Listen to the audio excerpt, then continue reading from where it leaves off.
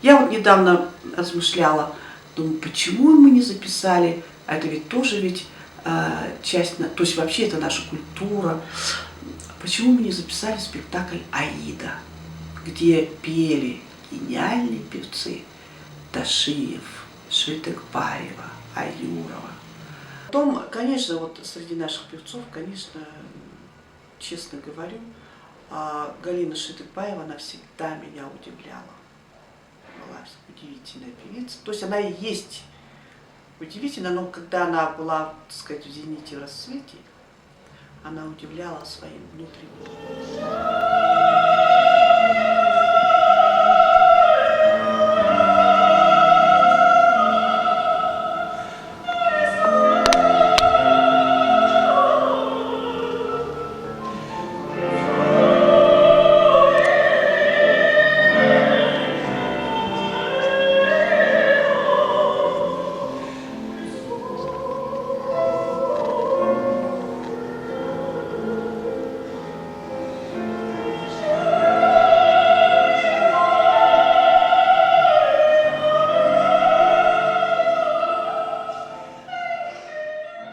Своими чувствами.